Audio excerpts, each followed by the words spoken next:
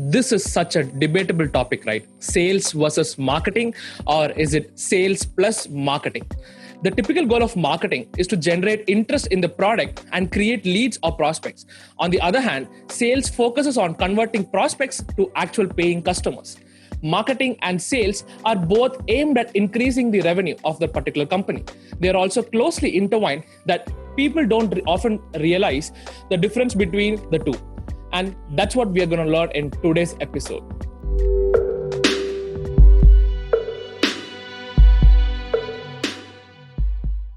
Hey people, how's it going?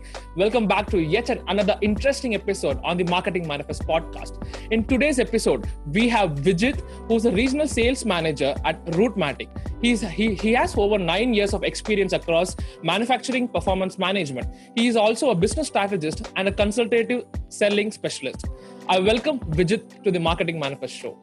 Hey Vijit, how's it going? Emil. Hi, Emil. So far, everything is fine. How about your end? Yeah, it's going good. Pretty awesome. I'm doing good. That's great. And thank you for inviting me for this such a debatable topic.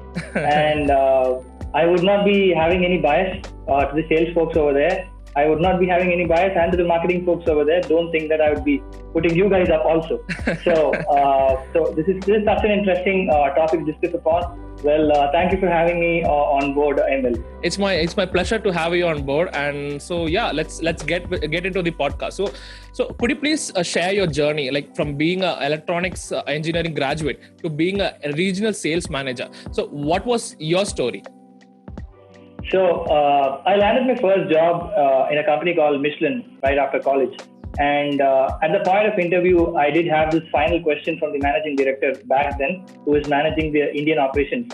He asked me, why do you want to come to the company? I said, I love to be techno-commercial. So he was confused. And then because especially a core engineering graduate coming out of college and saying that in the final interview that techno-commercial, he was confused. He asked exactly what's it. I said, I'll understand your product over time. In the moment I make the product, I understand the complete ingredient of it. I would love to go and see how it works across in the market. And that's what I did for 5 years in the plant after graduating from the college. And once that was done, fifth year I approached and I showed my interest towards sales to understand how the product works in the market. So this basically helped me launch myself into a sales career because number one, I had the clear understanding of how the product is being made and what's the cost involved. So I would have that in my mind, how to pitch that to ensure ROI is maintained. After that, I ensured that I found out my passion, which was hidden for so very long. Mm-hmm. Then with that in place, I scaled up from account manager to area manager to key account manager. And then I moved domains from channel sales into corporate sales. And now presently I head West India for this company called Rootmatic. And yeah, so that's the journey because if I have a passion, I wanted to action out it. But before actioning it, I wanted to understand what the product is completely. And the moment I understood, it was pretty easy for me to go right away. Wow. That's quite interesting one, which you said. So based on your experience, and obviously you have 9 years of experience in this particular industry. So what do you think is the most important? Is it sales or is it marketing? All right, Emil, do you watch movies? Yes, of course I do. I'm sure many of us do, right? Yeah. And many of us have that perception if the movie is awesome or great just with the ones who put in the front, that's the actors basically. And of course, a part of cinematography also, which ensures that, oh wow, the movie is so good. Many of us forget behind the scenes difficulties which goes through, right? Mm-hmm. The cameraman, the makeup artist, director himself, the storytellers, and so many other people, dialogue writers, etc. So sales and marketing are similar like this. The guys who are out there in the front who face the customers, who create that wow impact, right? Similar to actors out here who create that wow impact when you see a movie and you say, wow, the movie was so good. That's what sales is. Whereas the ones who do that tough work in the back end to ensure that the ones in the front who appear in front to the customer ensure they have a very smooth journey to make sure the product gets sold automatically are the ones who are marketers. So my perspective, if you ask me, sales and marketing definitely get a 50-50 bet out here. The reason being, it is impossible to survive without the other. The people would say that, you could definitely survive. A sales guy is a very good marketer. Of course, he will be a marketer, but then a marketer is obviously a marketer in his or her own caliber, right? The reason being, if you have to run a campaign, a sales guy would definitely say, or a sales girl would definitely say that in my region, I know this works. But coming from a country level perspective, going across zone-wise, regions, working across, and then ensuring that a 360-degree understanding of a campaign could be managed. That's what marketing does. So for me, it's almost like a film. You watch a film, it's wow, but the behind the scenes works much more harder. Yes, of course, the actors also puts the equal amount of effort. So it's a 50-50 split. And so sales definitely has 50% and marketing also has a 50%. The importance, if you say, it depends product to product also. So if you are into a complete out and out channel sales, right, the sales gets a little bit of upper edge because of the tiresome work they do. You got to go out irrespective of rain, suns or whatever, and you got to ensure that you hit your numbers every month, irrespective if it's COVID, irrespective if it's whatsoever. But when it comes to corporate sales, marketing gets an upper edge, right? The reason being, you got to get into the minds of the consumer. True. In a manner that when sales come and talk, they should be able to get that connect. The missing, the gap is being bridged by sales here, but the initial connect is given by marketing through leads, through qualified leads, and a lot more. So, in corporate, as per my experience into channel and corporate, of course, marketing gets a bit of upper edge. In channel, sales gets a bit of upper edge. But overall, I'd say 50-50. Awesome. I mean, I really like the way how you put it by showcasing a movie into, explaining how the back end, how it even works. Man, you actually mentioned it, how even a corporate company works, right? I mean, as you said, the behind the scenes, like how this, exact product, before a product goes out, what is that exact work a sales and marketing puts out in respective of finding the audience, finding the right messaging, talking to the right client and all the stuff. Like, yeah, I really like that. I like the way how you put it out. And so my next question is like, what is the basic approach a marketer or a salesperson should have? So when it comes to approach, I'm sure that many people would definitely by that process-oriented approach, be it in sales or be it in marketing. Of course, a process needs to be in place. But the first and foremost thing is both of them should fail. Well, that's a very illogical take. Whoever is listening to the podcast, they will definitely be thinking that way. The reason why they should fail is that's when they'll understand the gaps, right? If you are right first time everywhere, at a point when you get a mistake, you won't be able to bounce back. So you'll get stuck, right? That's what I feel like. You'll get stuck in between, right? If you don't, only if you fail once, you will learn from your mistakes, and that's how successful people have been. They have grown that way. Yeah, because I know a couple of people who moved out as marketing executives and went on to head marketing for a particular region. But that was a huge jump for them because they were very successful as marketing executives for that particular territory. And then when a zone was given, a head of a zone for marketing was very difficult for her to manage. The reason being, she was very successful here, and when she went there, the same concepts didn't work. Similarly, for a sales guy, if a sales executive is being put up directly from a sales executive to a zonal head in another company or something, what eventually happens is the guy or the girl doesn't go through the tantrums of customers. So, number one, if you're a marketer, you need to market your product in a way the customer would love to see. So if you're going to market your product, of course, that's not going to work. So one thing for a marketer, I'd say, is market in a manner the customer would love to see. Now, when it comes to sales, don't just sell your product. Sell what your consumer would love to buy. If you're going to sell what your consumer would love to buy, you've sold yourself, you've sold your product, you've sold your service, everything. Whereas if you're going to sell your product, right? This is what we offer, this is what we have, this is the discount structure, this is the total package which we would offer. That's again your product. Let's understand what the consumer wants, right? Exactly. So if you can sell what your consumer or the buyer wants to buy, you're done. So for a marketer, basically ensure that you market what the consumer loves to see. For a sales guy or for a sales girl in that matter, you need to sell what your consumer wants to buy. True. Got it.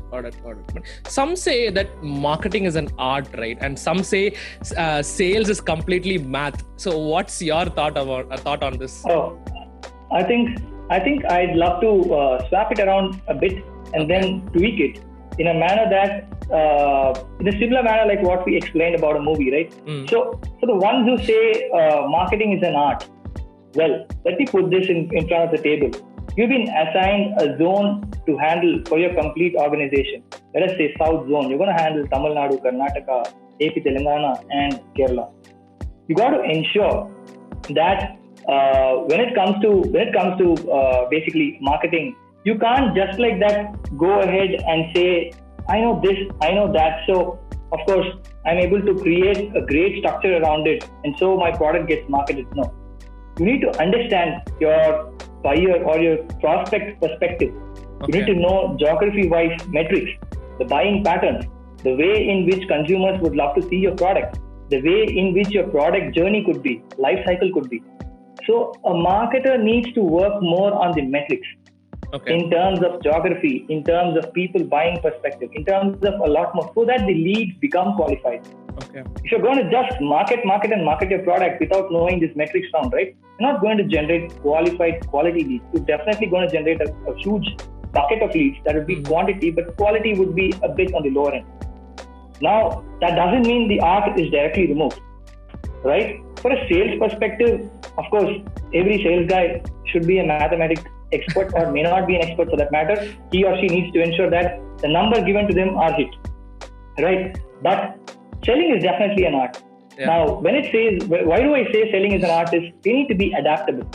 A marketer need not be adaptable because a marketer can't be adaptable as often a sales guy or a girl could, right? You prepare a campaign and you report to your organization saying, I'm going to run this campaign from day 1 to day 15. You can't go adapt yourself in day 5 and say, I'm going to tweak the campaign. That's not what you do. That's not going to work. Whereas a sales guy or a girl can definitely say, today I've pitched this. My next call itself could be a different pitch.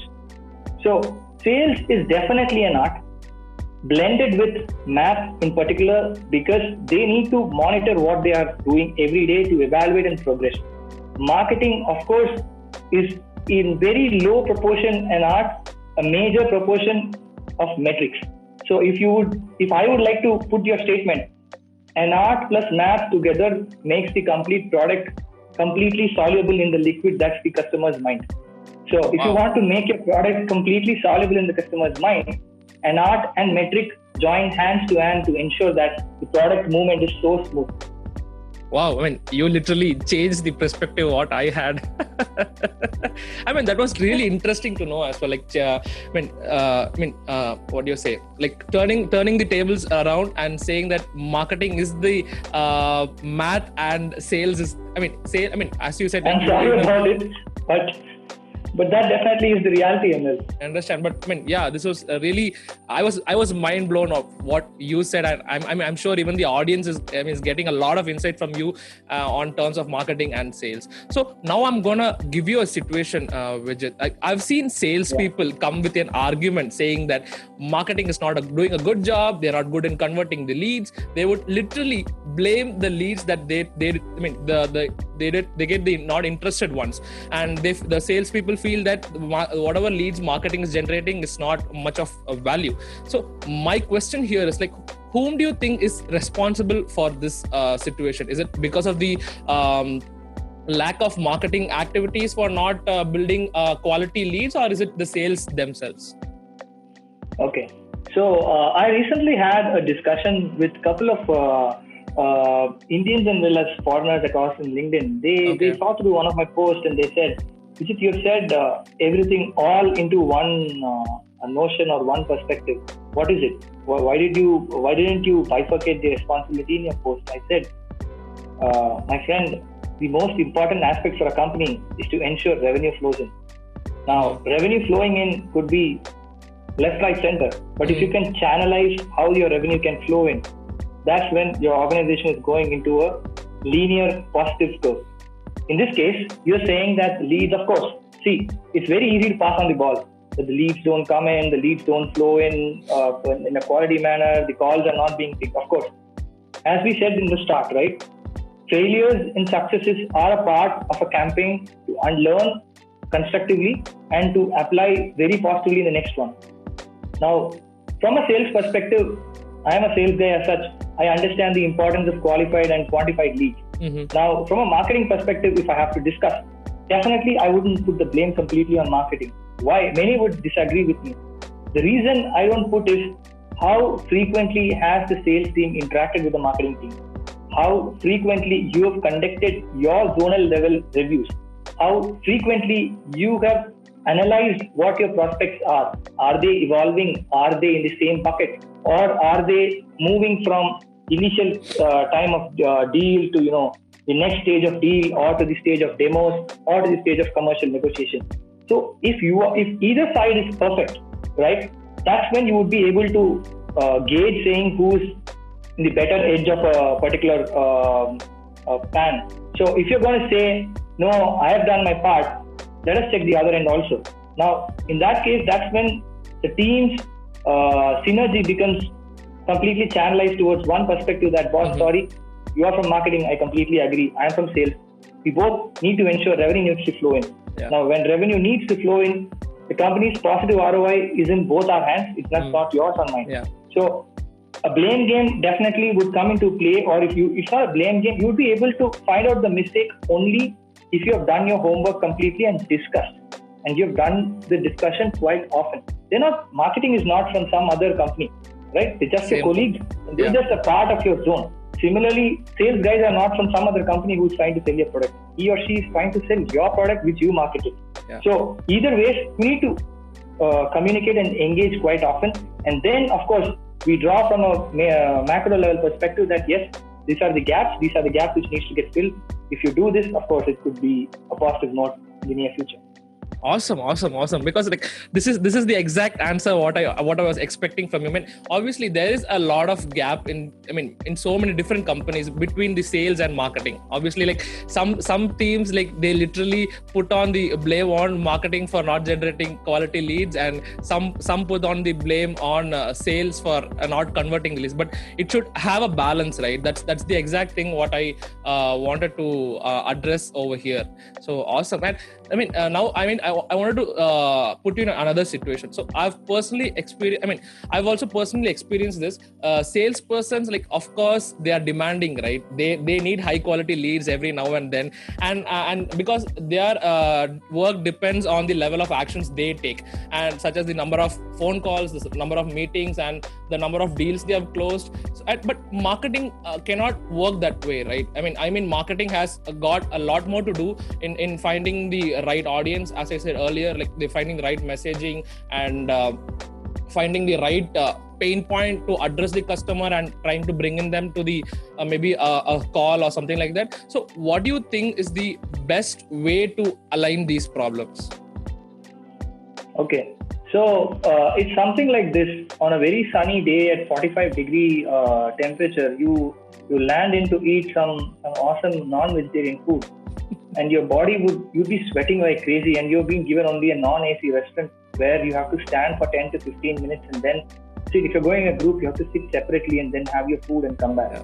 I'm sure your body would love, your internal organs would love that you've tasted some awesome food and you've loved it, right? But the body as such would be toiling and restless, and you won't have that mindset to eat. In this case, if we have to compare, internal organs are mostly marketing. They get bombarded from the internal organization's perspective in terms if the leads don't get qualified and they don't get through to the next stage to ensure that the sales closure happens. Sales apparently on the sadder end, they happen to be our outer body, which basically gets wet, which gets restless, which doesn't feel good. Yet when the customer gets close, the kick is so high. It's something the food is kept. Despite all this, you feel so high, you go ahead and grab and eat. Right? It's almost similar. Now, how do you gauge it is the ambience you set around your two teams. Now, number one, of course, sales guys are demanding. The reason being they're facing the customers directly. Marketing are facing the internal level customers only. That is, sales is their customer, account management team would be their customer, the CXOs would be their customers. But sales is directly facing the real customer who's going to buy your product. So once this happens, the sales team feels extremely low when the deal doesn't fall through. Right? Now of course they get demanding because when you're going to give me the next one, please ensure these things are in place. If not, I'm not able to work in it. And then the next one also failed. They say this also failed. I think this. So the processes the sales people feel things from marketing can be as adaptable as they do. But apparently that's not the only solution available, right? In this case, what eventually marketing could do is they could again sit, discuss, split the geographies. So, for example, if ML Eji is a marketing specialist for Tamil Nadu and I am working as the sales manager for Chennai, for example, right? You would definitely know the patterns or the buying or behavior patterns of consumers across other geographies in Tamil Nadu. Yeah. There is a huge possibility that a percentage of leads in Chennai also could have a similar mindset. So you would try to understand from me, which is what's happening like this. So this is the experience what I have across other geographies. Why don't you try to implement this and see if you can qualify the lead and see if the lead pipeline could be improved across your lead which you have created. So applying cross geography metrics could help. Second, when the marketing team becomes the backbone of sales is when they are able to bridge the gap in that sales people find it so very difficult to convince their customer, and marketing can just put that thing in the perspective, I would say. It's not perception, it's the perspective. So for example, I'm selling a product which is digital mobility solutions. If my marketing team can basically give me a small snippet of 15 seconds on how COVID proofing happens with my technology for the corporate with a customer testimonial towards the end. That is when for me, my journey is very simple then. I need to broadcast this through my WhatsApp, 250, 300 contacts, it's one to many. So it's very easy for me. And second, I would ask my team to work along with LinkedIn and other social media platforms. Third, I would write my MailChimp emailer to all the customers about this snippet video. But then to arrive at this, the sales team needs to understand what their customer is looking for. Again, marketing should be able to solve the problem provided sales find the correct problem. Understood. I am having a problem, I am not able to sell is not a problem. Yeah. I am having a problem by not able to qualify this lead from a demo to commercial negotiation stage. In that, the procurement person is not convinced with that fact that 5% cost saving comes. That's how a sales guy or a girl needs to define the problem. You have the metric, you understand the pain point, you know where the gap is, how marketing could work hand in hand to ensure that the gap is bridged by creating a campaign or running anything else in terms of an engagement ratio. Awesome. I mean, I'm really enjoying this podcast. I'm getting a lot of insight. Being a marketer, I'm really getting a lot of points in respect to sales as well as marketing as well. Because as you said, there should always be a bridge which is built for both sales and marketing to go, to and fro. And only if that works properly, and if there is only a proper understanding between both the teams, and if there is a proper balance, as I said earlier, only then there will be the revenue comes in and the new clients comes in and all those stuff happens. So Absolutely. Here's my final question to you. So what is that piece of advice you want to give the audience to who are all listening to this podcast right now? So the ones in marketing, please don't put the blame game to sales alone. It's not because I am into sales I'm saying this. It's because you guys are the backbone to sales. You are the go-to people of sales if they are not able to perform or if they are faltering at something. And you being the backbone, you need to market your product in a manner your consumers would love to see. So the moment you do that, you're half solving your company's problem. That's the sales problem. So once in sales, guys, don't go out and out to sell your product. The most important part is sell what your consumer loves to buy. Now, you would be able to do that only when you step into the consumer's shoes. And then you turn the table aside and think someone is talking to you to understand what you are offering. You be that someone and think what you would love to grab. That's how you should put your product in while you're doing the sales cycle. And of course, the sales guys also do not blame just marketing. You guys also take the 50% share of whatever happens. And awesome. That was really an interesting one. Yeah, despite many differences between sales and marketing, these are not like much contradictory in the nature, right? But both of these terms are closely interlinked to each other, and of course, they play a very important role in the survival of a business plan in the long run. So to conclude, I would like to say that sales is more of a human-oriented function, whereas marketing is more of a media-oriented and a kind of metrics-oriented function. So, and thank you so much, Vijit, for coming on to my show. This was such an debatable topic, of course, and yeah, you showered a lot of interesting facts and insights on this episode. Thank you so Thank much you so for much, coming on. Emil. Thank you so much, and please do not block me off just because I didn't shout or I didn't bias anybody. It is a 50-50% split. Thank you so much for having me in the show. I wish you all the very best, Emil, in your journey. Thank you so much. So with that being said, thank you all for listening to this week's episode on the Marketing Manifest podcast. And yeah, of course, I'll be coming next week with another interesting episode on the Marketing Manifest podcast. Until then, stay safe and stay tuned. This is Emil Eji signing off. Peace out. Bye.